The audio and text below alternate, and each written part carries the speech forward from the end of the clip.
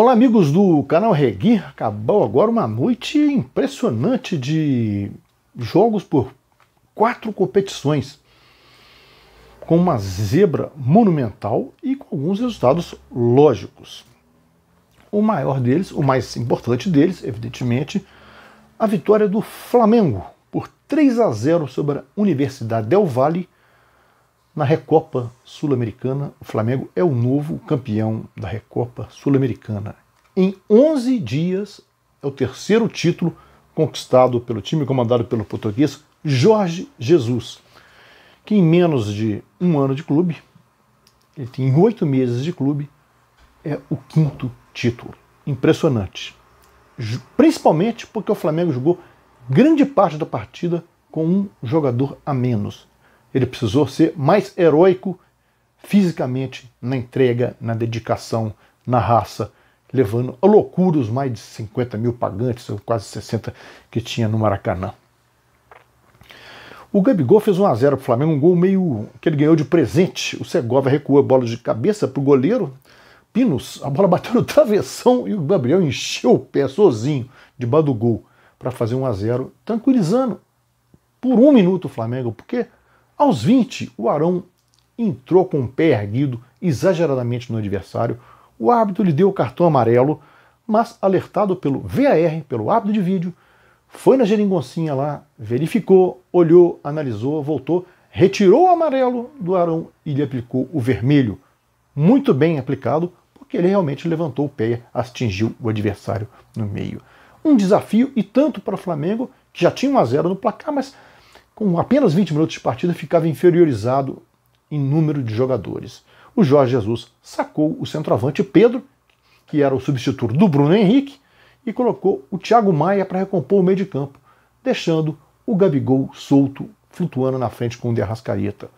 E não é que o Flamengo conseguiu manter um jogo equilibrado, mesmo correndo alguns riscos, porque a Universidade del Valle tem um bom time, tem algumas boas jogadas, tem a boa troca de passes, mas o Flamengo foi heróico e foi tranquilo, foi confiante, conseguiu não acelerar tanto o jogo assim, do jeito que lhe interessava, foi administrando. Aos 9 do segundo, Diego Alves fez um milagre, um chute foi frontal na marca do pênalti, o rapaz dominou a bola, chutou, ele tirou com o pé.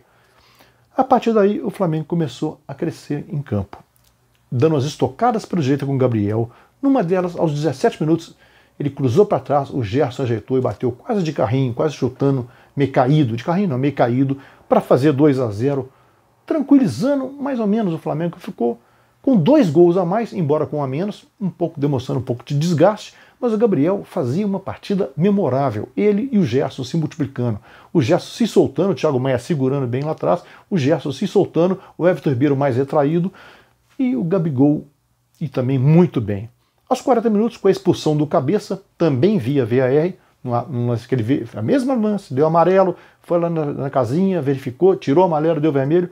O Flamengo ficou com o mesmo número de jogadores, pelo menos para os últimos minutos da partida. E não é que aos 44, numa jogada de contra-ataque com a participação do Michael, primeira participação dele no jogo, né? Ele serviu o Gabigol se viu na frente, o Vitinho não foi faminha, rolou, o Gerson colocou com classe, 3-0, o Flamengo é campeão da Recopa, com justiça, porque é o melhor time da América do Sul na atualidade. E ele vai enfrentar o Independiente del Valle novamente, agora na Libertadores. Ele vai 2 vezes ao Equador, por sinal, porque o Barcelona de Guayaquil se classificou esta noite via via pré-Libertadores. Júnior de Barranquilla, Universidade del Valle e Barcelona de Guayaquil são os adversários rubro-negros da primeira fase da Libertadores. Outro time que vai à fase de grupos também se classificou essa noite foi o Inter, ganhou do Tolima por 1-0, um gol de Guerreiro aos 48 minutos do primeiro tempo, praticamente na última jogada do primeiro tempo, num jogo que ficou dramático, porque o D'Alessandro estava sendo substituído e foi expulso no segundo. O Inter teve que se esforçar, segurar, mas avançou, passou pelo Tolima, está também na fase de grupos e vai pegar o Grêmio. Vai fazer 2 jogos contra o Grêmio. Que beleza para os gaúchos, hein? Que confrontos espetaculares aí a dupla Grenal vão protagonizar.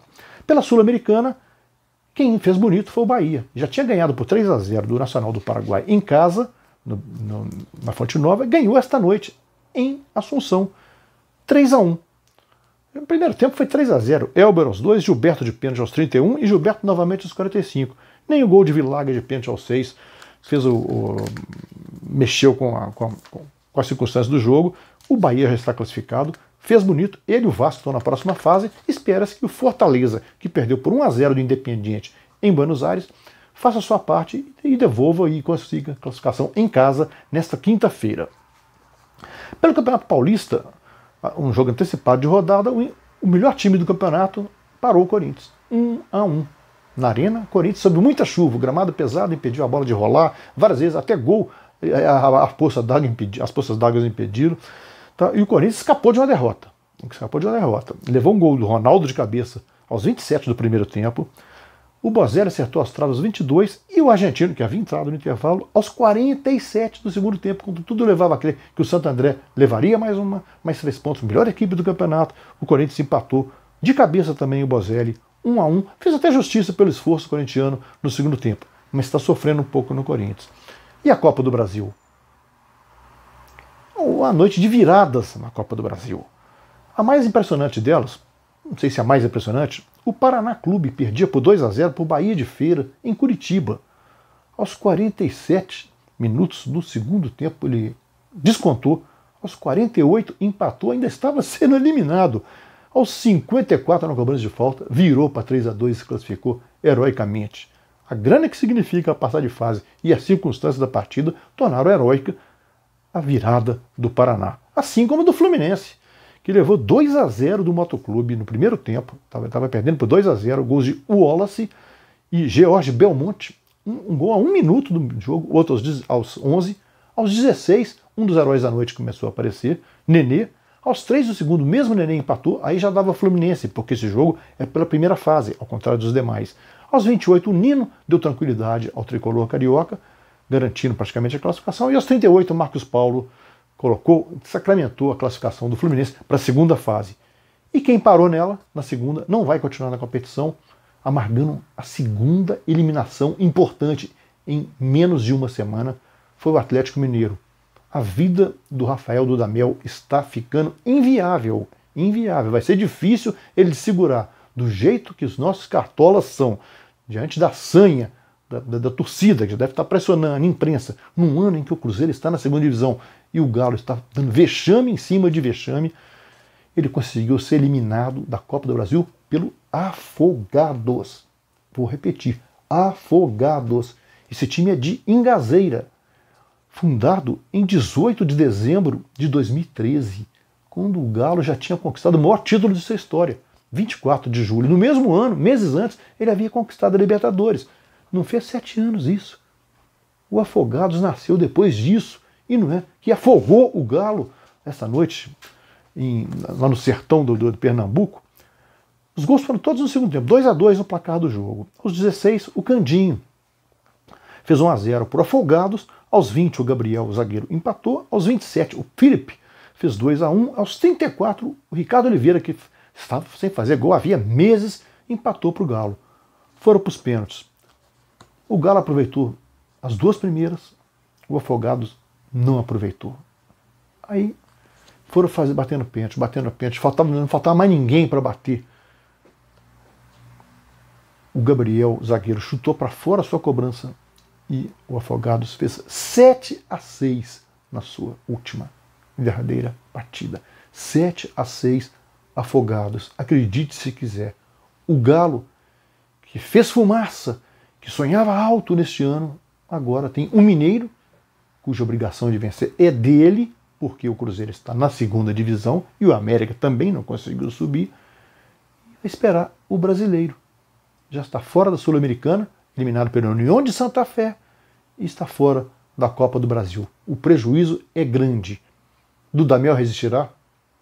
Eu já tenho muitas dúvidas quanto a isso. É isso aí, minha gente. Inscrevam-se no canal Arregui.